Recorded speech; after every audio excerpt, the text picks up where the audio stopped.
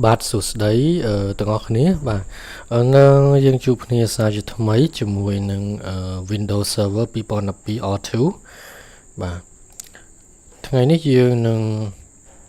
configure Windows Server 2012 R2 បន្ថែមទៀតគឺយើង configure FTP server បាទនៅពេលដែលយើងបើក server មកយើងឃើញផ្ទាំង server manager ហ្នឹងហើយអញ្ចឹងដើម្បី install service FTP យើងត្រូវ click add rules and features បន្តមក click next បាទ IP address របស់ server ខ្ញុំគឺមាន IP 192.168.9.9 បាទ next បន្តមកយើងរើសយក web បាទ select វា arrow down មកពីព្រោះ FTP server នៅក្នុង web server ដែរនៅក្នុង IS ដែរវានៅស្ថិតនៅក្រោម IS បាទខ្ញុំ click យក FTP មក next បាទហើយយើង install សូម complete បន្ទាប់ពីយើង install ហើយយើងត្រូវ restart server បាទបន្ទាប់ពី install ហើយវានឹងបង្ហាញ message មួយថាឲ្យយើង recommend ឲ្យយើង restart ណា restart server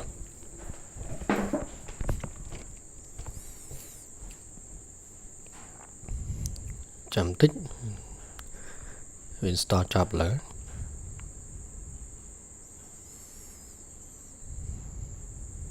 អូខេ install ចប់ហើយអញ្ចឹងយើងអាច reboot server មួយណា restart server មួយហើយចាំយើងចាប់តាម configure វា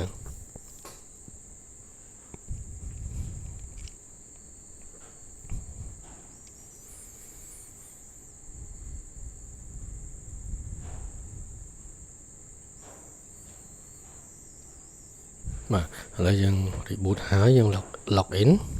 បាទ password របស់ខ្ញុំ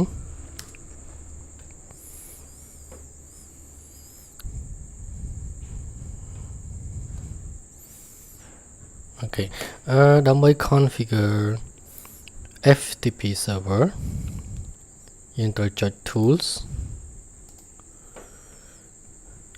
IS manager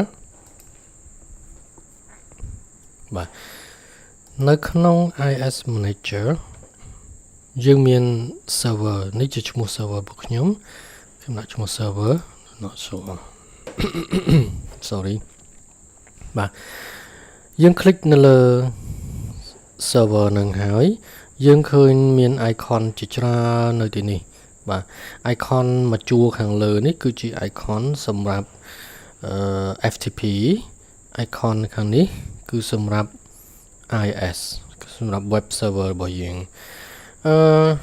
យើងចូលទៅក្នុង FTP authentication double click លើវាឃើញមាន disable ទាំងពីរប្រភេទ authentication នឹងបន្តិចទៀតយើងនឹងឃើញអំពី authentication ទាំងពីរនឹងដូចគ្នាបាទបន្តមកទៀតយើងមើល authentication rules បាទយើងមើលអត់មាន authentication rule អីដែលវាបង្កើតទេព្រោះយើងអត់ទាន់មាន install អត់ទាន់មាន configure ឬក៏ add rule ទៅលើ FTP authentication ឡើយទេអញ្ចឹងយើងមើលថាយើងត្រូវ confirm មួយទៀតទៅលើ firewall ថា port របស់វាគឺមាន rank 00នៅកន្លែង data channel port rank នេះគឺ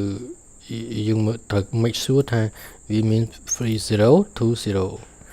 អូខេឥឡូវយើង make sure អស់ហើយ authentication អត់ទាន់មាន set អី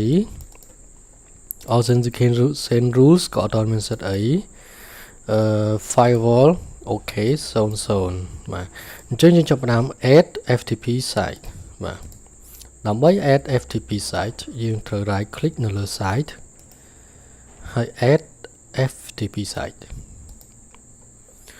កន្លែង FTP site name យើងអាចដាក់ឈ្មោះអីក៏បានexample FTP server បាទ physical site គឺជា folder ដែលយើងចង់ share ជាមួយនឹង FTP service បាទយើងចុច browse មក try C ហើយ enter pub FTP root by default នៅពេលដែលយើង install FTP folder FTP root ត្រូវបាន create ត្រូវបាន create មកអញ្ចឹងយើងអាច store ឯកសារ store file អីនៅក្នុងហ្នឹងបាទដើម្បីឲ្យ client download និង upload ចូល folder ហ្នឹងដូចគ្នាបើសិនបើយើងអត់ចង់ប្រើ folder ហ្នឹងទេយើងអាចបង្កើត folder ថ្មីបានណាបង្កើត folder ថ្មីនៅក្នុង drive D ក្នុង drive E អីណាតាមចំណង់ចំណូលចិត្តរបស់យើងបាទអញ្ចឹងជា default ខ្ញុំយកអាហ្នឹងសិនបាទហើយអូខេ5 យើង click next បាទកន្លែងនេះយើងត្រូវយក no SSL ហេតុអីបានត្រូវយក no SSL ពីព្រោះបើសិនបើយើងយក low SSL វា security វាល្អហើយក៏ប៉ុន្តែសម្រាប់យើងត្រូវការ install certificate បន្ថែមទៀតបាទយើងត្រូវការ install certificate បន្ថែមទៀតអញ្ចឹងជា basic យើងមិនចាំបាច់ត្រូវការ SSL ទេបាទហើយ start FTP site automatically ត្រូវ tick វាបាទបន្តមកទៀត IP address របស់ FTP server យើងត្រូវបាញវាបាទបើយើងមាន domain name យើងអាចដាក់ domain name ទៀតបន្តមកយើង click next បាទកន្លែងនេះគឺជា authentication បាទតើយើងចង់ access ចង់ឲ្យ user access មកកាន់ server យើងមានលក្ខណៈយ៉ាងម៉េច anonymous មានន័យថាអត់ចាំបាច់មាន username password ទេបើកមកចូលតែម្ដងបាទអត់ត្រូវការ username និង password ទេគ្រាន់តែគេស្គាល់ IP address របស់ server ហ្នឹង access តាមរយៈ protocol FTP គឺចូលមកដល់ server យើងតែម្ដងបាទប៉ុន្តែយើងអត់ចង់អញ្ចឹងទេយើងចង់យក basic គឺមានន័យថាតើតែមាន username និង password ដើម្បី access ចូលទៅក្នុង server តាមរយៈ FTP protocol បាទតើ user នោះ user អ្នកណាខ្លះយើងអាច specify user ណាឧទាហរណ៍មាន user បុនថាខ្ញុំមាន user មួយនៅទីនោះហើយបាទតើ user នឹងមានសិទ្ធិ read ឬ write ឬក៏ read only បាទយើង select permission ទៅតាមជាក់ស្ដែងបន្តមកទៀតសម្រាប់ user នេះបើសិនយើងមាន user ច្រើនយើង comma user 1 comma user 2 comma user 3យ៉ាងទៅបាទអូខេឥឡូវយើងឧទាហរណ៍ user 1សិនបាទបន្តមកយើង click finish បាទ finish យើងបាន FTP site មួយណាយើងបាន FTP site មួយឥឡូវយើងអាចសាកល្បងចូលទៅក្នុង Windows 10 របស់យើងយើងត្រូវការ install FileZilla FTP client អ្នកទាំងនេះអាច download FileZilla FTP client នេះនៅលើ internet បានបាទ sorry ខ្ញុំបាន install វារួចហើយអញ្ចឹងខ្ញុំគ្រាន់តែទៅបើកវាបាទទៅបើកវាមកបាទហើយកន្លែងប្រអប់ host ខ្ញុំវាយ IP address របស់ server របស់ FTP server ហើយនេះគឺជា username ដែលខ្ញុំ assign មិញថា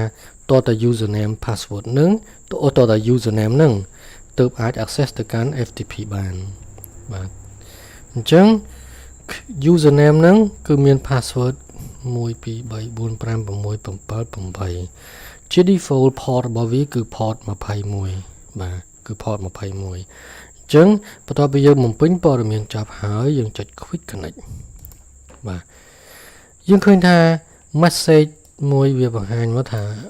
connect successful ហើយនៅទីនេះ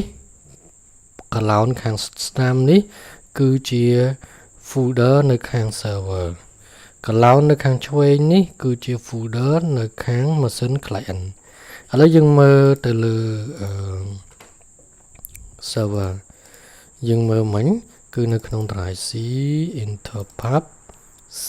FTP root បាទយើងអត់ទាន់មាន folder អីទេ file អីក៏អត់ទាន់មានដែរអញ្ចឹងខ្ញុំសាកល្បងធ្វើការ upload upload file ពី Windows 10 របស់ខ្ញុំនេះជា client upload ចូលទៅក្នុង server អញ្ចឹងខ្ញុំអាចជ្រើសរើសយក file មួយជាឧទាហរណ៍នៅក្នុងខ្ញុំចូលចេញពី my document នេះសំតិច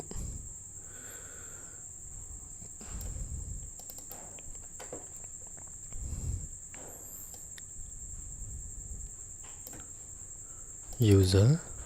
បុនថា document មាន file អីខ្លះ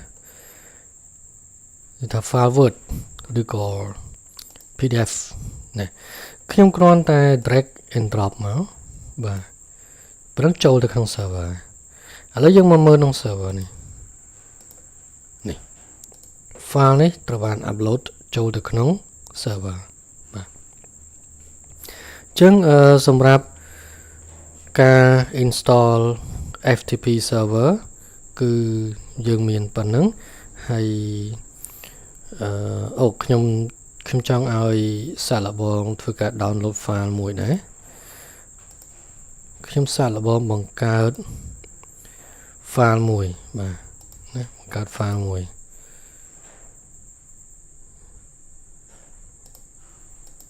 ឬមួយព្រោះអត់មានអី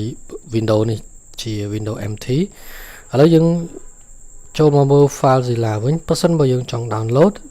មាន file ប្រមាណនៅក្នុងនេះគឺជា file នៅលើ server យើងអាច right click